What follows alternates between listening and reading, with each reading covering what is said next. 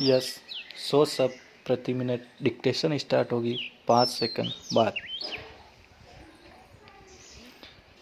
हमने जो भी कार्यक्रम लिए हैं अधिकांश गरीबों के लिए है। आज एक गैर जिम्मेदाराना तरीके से टिप्पणी की जाती है कि इस सरकार ने जितने कार्यक्रम बनाए हैं वे सब अमीरों के लिए है। यह बिल्कुल गलत है। वास्तव में हमारे जितने कार्यक्रम है वे सब गरीबों के लिए है। जवाहर रोजगार योजना हो या और कोई भी योजना हो, आज ग्रामीण विकास के कार्यक्रमों में खूब बढ़ोतरी हमने कर दी है। इस साल के बजट में हमने बढ़ोतरी की है।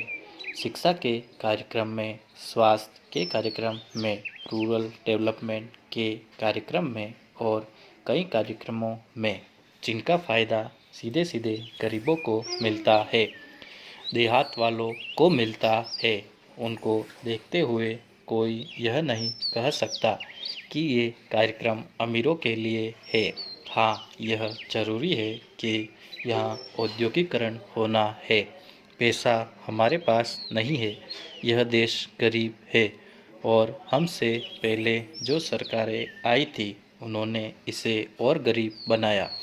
इसलिए आज हमें इस बात की आवश्यकता है कि पूंजी लगाएं। पूंजी नहीं लगाएंगे तो आपका उद्योग नहीं बढ़ेगा, रोजगार नहीं मिलेगा। रोजगार नहीं मिलेगा तो भूखमरी होगी और यह देश बिखर जाएगा, टुकड़े टुकड़े हो जाएगा मेरा। तो सबसे बड़ी बात यह है कि हम अपनी आर्थिक परिस्थिति को संभालें।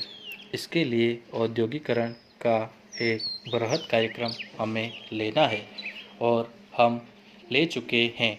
यह कहते हुए मुझे बड़ी खुशी हो रही है कि पिछले साल कोई 8 महीने तक हमारा औद्योगिकरण का कार्यक्रम बहुत अच्छा चलता रहा।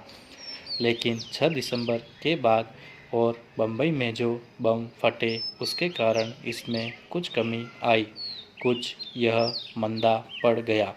यह होता है क्योंकि देश में जब कानून और व्यवस्था या शांति को खतरा लगने लगता है या ऐसा नज़र आता है तो बाहर के लोग क्यों आएंगे, चाहे वे हमारे भाई बंधु ही क्यों न हो। वे क्यों आएंगे और अपना पैसा यहाँ क्यों लगाएंगे। तो सीधा नज़र आया कि 8 महीने का जो रिकॉर्ड था वह उसके बाद ज़रा ढीला पड़ गया। लेकिन अंतोगत्वा कुल मिलाकर हमारा औद्योगिकरण का कार्यक्रम अच्छे ढंग से चल रहा है। आज छोटे बड़े सब मिलाकर इस देश में कोई 10,000 के करीब उद्योग लगने के लिए संकल्प हमारे पास आए हैं और वे लगने लगे हैं। हमने औद्योगिकरण के सिलसिले में इस बात की सावधानी ली है कि जो हमारे मज़दूर हैं उनका कोई नुकसान न हो। उसके लिए हमने एक अलग फंड बनाया है, 2,000 करोड़ के करीब। उस फंड में पैसा है और उससे उनकी मदद की जाएगी। उन्हें बेरोजगार बनने नहीं दिया जाएगा और जब कभी उन्हें कोई ट्रेनिंग वगैरह देकर किसी दूसरे काम में लगाना होगा, इस फंड से पैसा दिया जाएगा और उनके भविष्य का, उनके कामकाज का पूरी तरह से ख्याल रखा जाएगा। अब मैं आता हूँ कृषि पर। हमारे लिए बड़े गौरव की बात है कि इस साल कृषि उत्पादन जो हमारा जो रहा, 40 साल में इतना उत्पादन कभी नहीं रहा।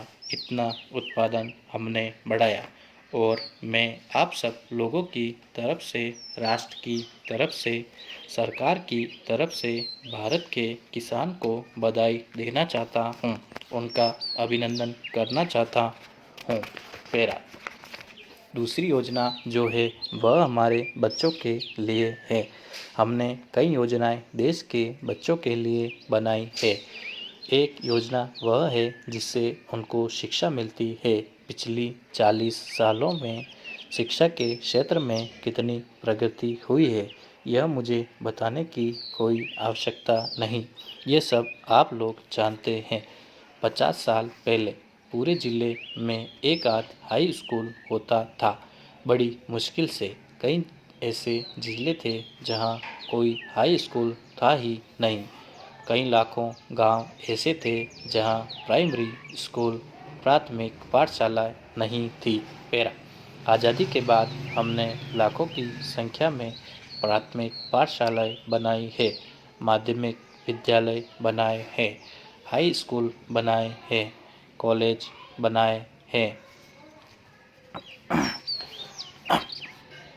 आज़ादी के बाद लेकिन आज भी बच्चों की जो संख्या है स्कूल जाने वाली, वह 100% नहीं है। वह एक साल के लिए मुश्किल से स्कूल जाता है, दूसरे से फिर स्कूल छोड़कर वापस चला जाता है, फिर वह निरक्षर हो जाता है। नतीजा यह है कि भारत दुर्भाग्यवश ऐसे देशों में है जहां निरक्षरों की संख्या सबसे अधिक है, या उन्हें गिने गिने देशों में है जहां सबसे अधिक संख्या निरक्षरों की है। यह हमारे लिए कोई अच्छी बात नहीं है। इस कलंक को मिटाना है। इस परिस्थिति से हमारी आने वाली पीढ़ियों को निजात दिलाना है। इसका एक उपाय तो हमने यह किया कि स्कूल खोल दिए, लेकिन बच्चे नहीं आते। कई कारणों से नहीं आते। उनके माता पिता इतने गरीब हैं, अपने बच्चों को भेज ही नहीं सकते हैं। हमने कोई फीस वगैरह नहीं ली है, फीस माफ़ कर दी। कभी कभी बच्चों को किताबें भी मुफ्त दी जाती है, ड्रेस वगैरह भी मुफ्त दिए जाते हैं। इस प्रकार के कार्यक्रम राज्य सरकारों ने शुरू किए हैं। फिर भी यह कहना पड़ेगा कि 100% बच्चे नहीं आए हैं। इसके लिए कोई 25-30 साल से एक कार्यक्रम चल रहा है राज्यों में, जिसका हम दोपहर का भोजन कहते हैं। इसमें कई मुश्किलें आई, मुझे अच्छी तरह मालूम है। कहीं कहीं शुरू तो हुआ, लेकिन बीच में रुक गया, कई कारणों से रुक गया। उस ज़माने में पंचायतें नहीं थी और बाकायदा जिम्मेदारी लेने वाला कोई नहीं था। जिम्मेदारी दी जाती थी तो हेडमास्टर को दी जाती थी, और हेडमास्टर का तबादला हो जाता था तो नया आदमी आ जाता। उसकी समझ में कुछ नहीं आता और लोगों से उसका परिचय भी नहीं हो पाता। अनाज मिल भी जाता तो उसको पकाने की मुश्किल होती थी, उसे बनाने की मुश्किल होती थी, और कई तरह की मुश्किलों से तंग आकर कई राज्य सरकारों ने शुरू किया और बंद भी कर दिया।